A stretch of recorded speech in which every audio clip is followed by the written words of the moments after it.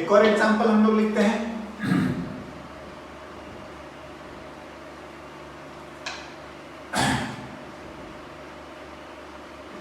If the potential at a point is 10 volt,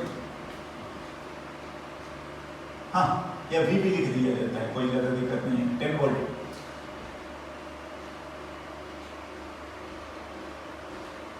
Then find the work done by electric field. Then find the work done by electric field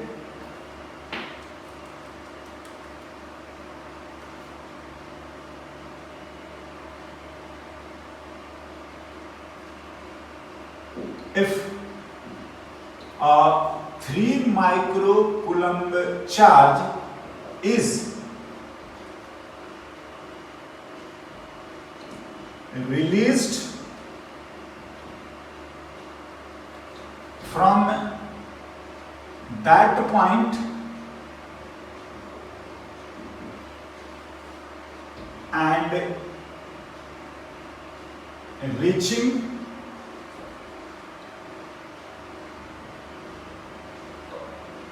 infinity, and also find the kinetic energy of charge when it reaches infinity, है ना? Now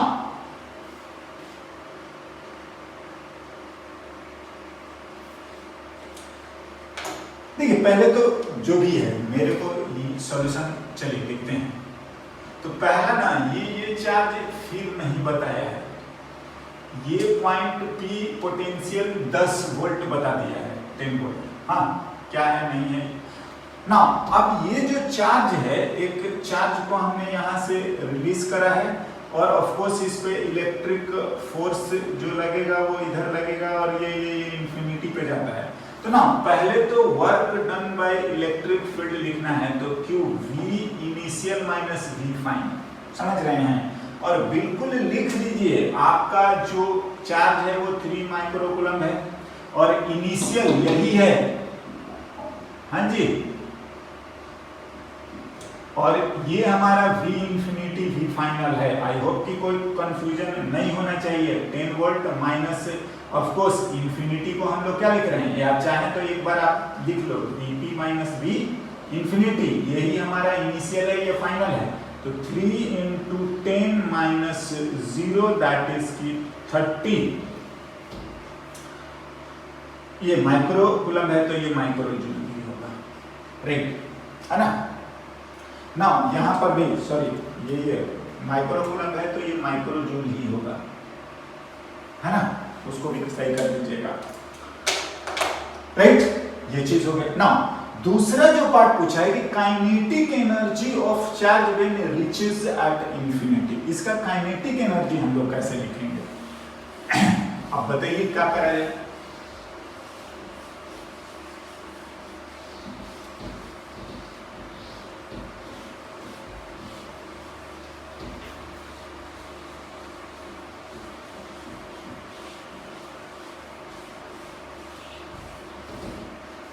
हाँ जी, kinetic energy क्या करा जाए?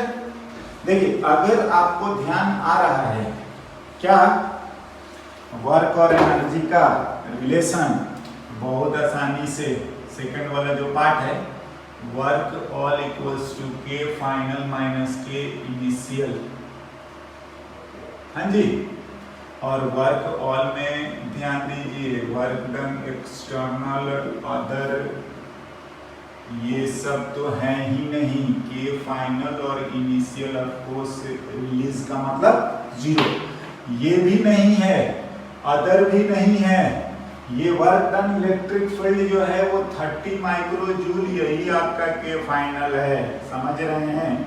ये simple.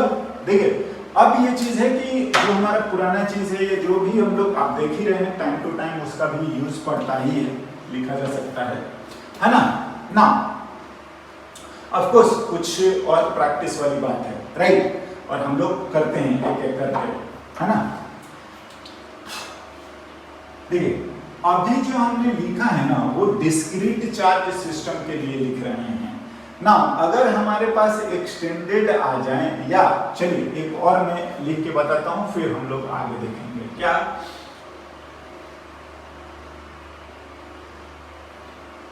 एक ए लिख लीजिए -2,0, एक हम लोग बी लिख लेते हैं 2,0 और ये हमारा सी लोकेशन लिखा जाए और 0, से चलिए मैं 2 लिख लेता हूँ, सब मीटर में।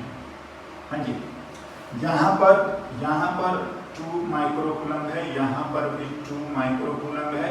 तो हमें बताना है कि क्या find the potential at C due to charges at A and B, right ना? देखो एक तो आप लिखोगे तो यहाँ पर A की वजह से भी आएगा और एक आएगा आपका B की वजह से भी। देखिए कई बार लोग क्या करते हैं ना, वेक्टर लिख के जो होता है ना तो वो वेक्टर बना देते हैं। ध्यान से, आपका ये वेक्टर नहीं है, समझ रहे हैं? वेक्टर नहीं है। सो स्केलर सम आएगा और अगर आप सॉल्यूशन की बात करेंगे तो VC जो आ जाएगा वो एक A की वजह से और एक B की वजह से, बिल्कुल स्केलर सम है। और आप लिख दो, हो गया।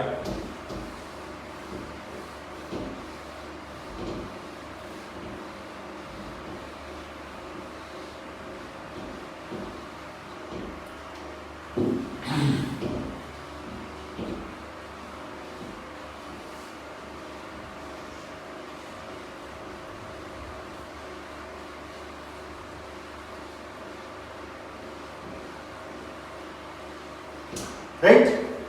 So VC is KQA by RA plus KQB by RB and I hope आप कैलकुलेशन कर लेना Q की कितनी वैल्यू है, ये भी 2 माइक्रोकूलम है और R जो आ जाएगा 2 square plus 2 square under root plus 2 microcoulomb में 2 स्क्वायर प्लस 2 का स्क्वायर, ये भी उतना ही आ रहा है ना। ये होता है 9 × 10 to the power 9, चार्जेज जो है 2 × 10 to the power -6, ये आ गया 1 by 2√2 और ये भी 2√, हाँ एनीवे सिंप्लीफिकेशन वाला बात है। 9 × 2 × 10 to the power 3, हाँ जी, और ये 2 by 2√2, 2 से 2 ये भी cancel, 9√2 × 10 to the power 3 volt. That's all.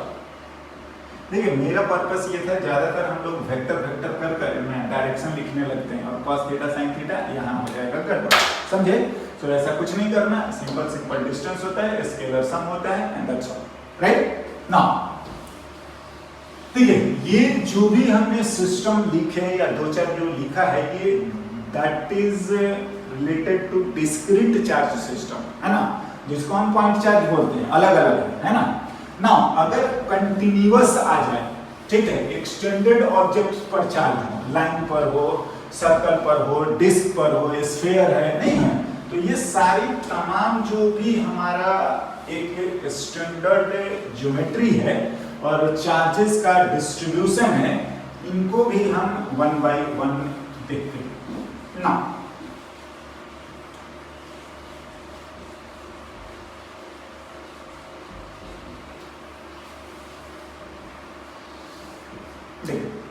One more,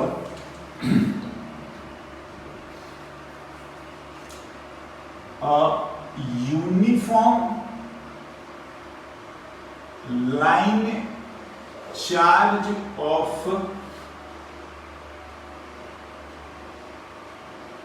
length L and charge Q. हाँ जी, then find the electric potential at the point A, from one end of line charge along its length. देखो ये geometry भी हम लोग पढ़ चुके हैं। क्या बात हो रही है, चार्जेस ऐसा है, समझो लाइन चार्ज है, आप इस तरीके से लिख सकते हैं, है ना।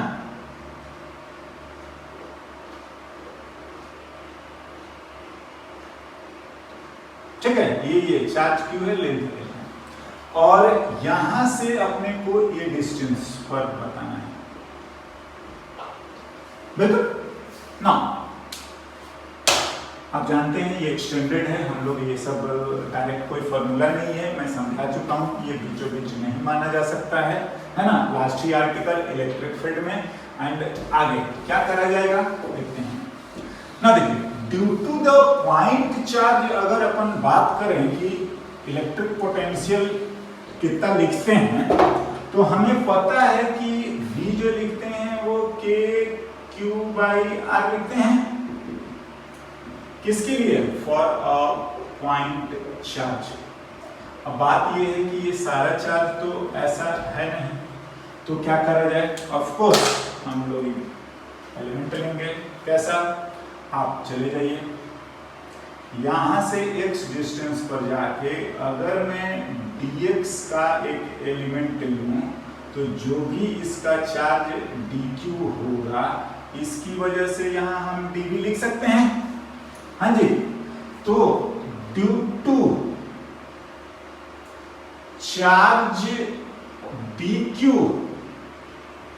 हाँ जी, ठीक है, क्या पोटेंशियल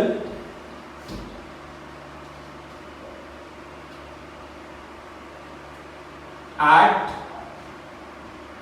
पॉइंट P, तो dv लिखते हैं छोटे चार्ज की वजह से, ये आ गया k dq बाई कितना डिस्टेंस है x, हाँ जी, और आप जोड़ दीजिए, ऐड कर दीजिए, हो गया ना। dq लाइन चार्ज है ना, lambda into dx, and where lambda क्या होता है, चार्ज पर यूनिट लेंथ।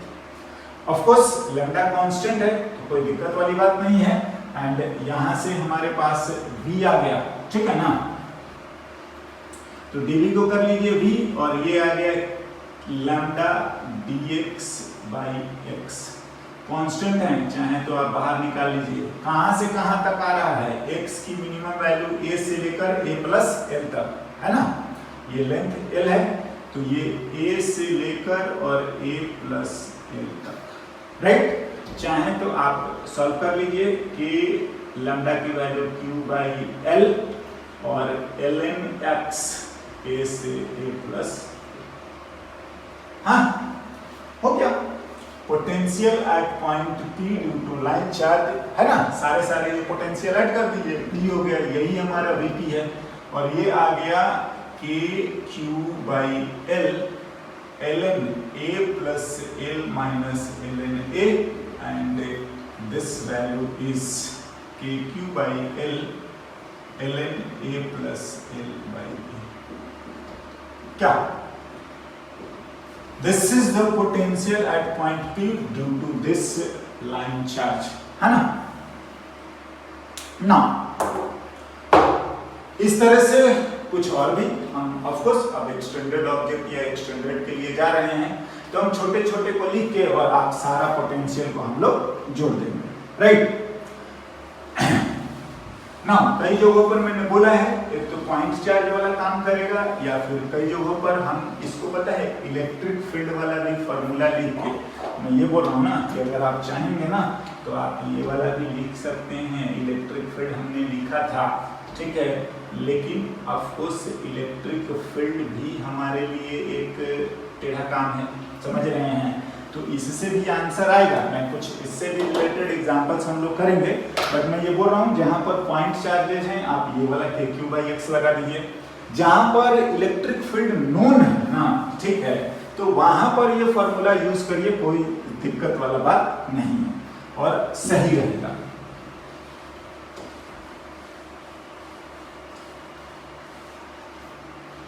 ना कुछ और भी हम लोग इससे रिलेटेड एग्जांपल्स लिखते हैं।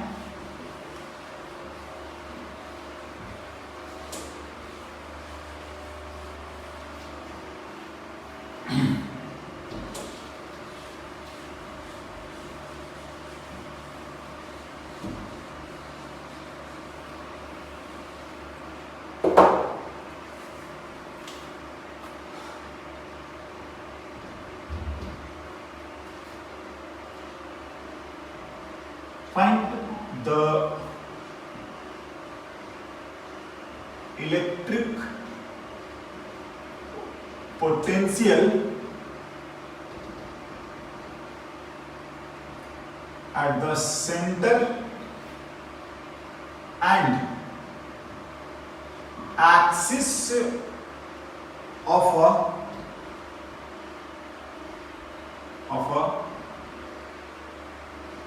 charged ring having charge Q and radius R, ठीक, सेंटर और एक्सिस पर हम लोग लिखेंगे ना। पहला अगर मैं बात कर रहा हूं एट द सेंटर, हाँ, रिंग है, चार्ज Q है, रेडियस R है and this is centre, right. Now centre का पोटेंशियल हमें लिखना है, तो ऑफ कोर्स हम लोग dV लिख के लिख सकते हैं एंड K dQ/R, ध्यान से लिख लीजिए ना। देखो अगर मैं बात करता हूं कि यहां पर कोई मैं एक एलिमेंट लिखता हूं dQ, हाँ जी, तो इस dQ से इसकी जो डिस्टेंस है वो R की वैल्यू कैपिटल R ही है, बिल्कुल, और आप VO पता है K और R कांस्टेंट है, पूरा चार्ज जोड़ दीजिए, कहां से कहां, 0 से Q, और ये आ गया K कैपिटल Q/R, हाँ जी। ध्यान देना क्या इसमें यूनिफॉर्म होना कोई जरूरी नहीं है,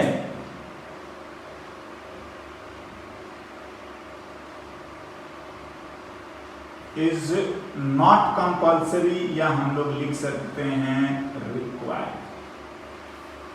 कोई जरूरी नहीं है कि ये यूनिफॉर्म हो, अल्टीमेटली कुछ चार्ज यहाँ सभी से डिस्टेंस बराबर है ना, तो सारा चार्ज आप जोड़ेंगे तो वो कितना आ जाएगा, हाँ, है ना। दूसरा एक्सिस की बात करें,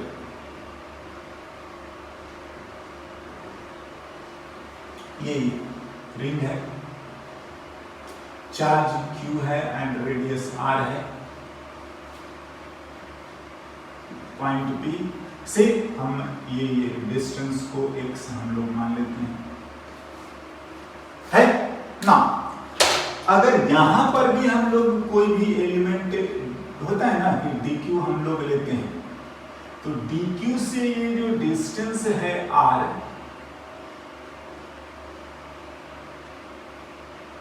है ना, r, ये r² प्लस x², हाँ जी, और अगेन vp लिखेंगे तो वो k dq बाई अभी r डिस्टेंस इंटीग्रेट करिए।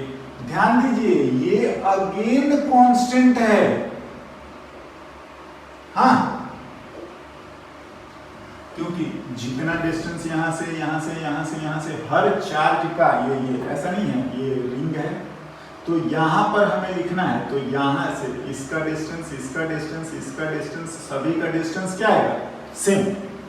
हाँ, तो आप इन सारे एलिमेंट्स को स्केलर वाइज जोड़ दीजिए एंड ऑफ कोर्स के टोटल चार्ज 0 से q कर लीजिएगा और ये r² प्लस x², हाँ जी, एक्सिस, बिल्कुल ना। इसमें इसके कुछ और भी सिचुएशंस आते हैं, मैं लिख रहा हूं। अगर मेरे पास सेमी सर्कल का Q एंड R, हाँ, पोटेंशियल एट एक्स सेंटर,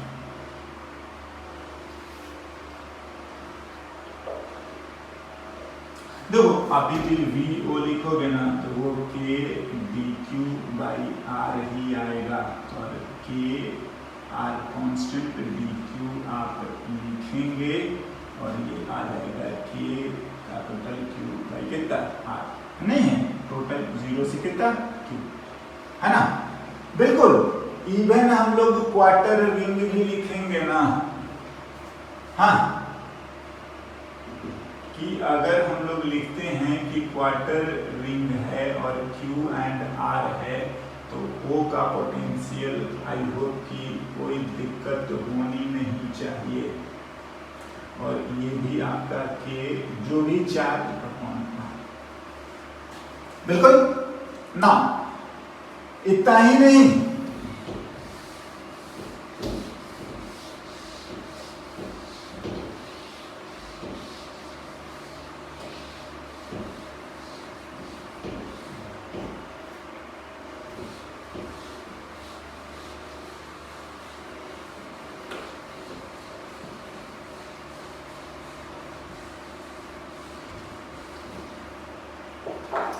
अगर किसी भी तरीके का आर्क हुआ, कोई भी एंगल हुआ,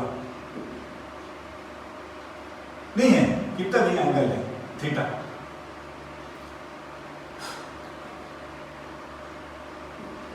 तो ऑफ कोर्स जितने भी एलिमेंट्स आप लिखेंगे वो के डी क्यू बाई आर ही तो होगा क्या। और आप ध्यान दो कि जो भी हम एलिमेंट्स लिखने वाले हैं डी क्यू, उससे इसकी डिस्टेंस तो जो आर है वो आर ही है, एंड बस आप लिख डालिए, समझ रहे हैं कि आर पूरे चार्ज जोड़ दीजिए 0 से पूरा चार्ज, एंड ध्यान से इन किसी भी में भी यूनिफॉर्म होना जरूरी नहीं है,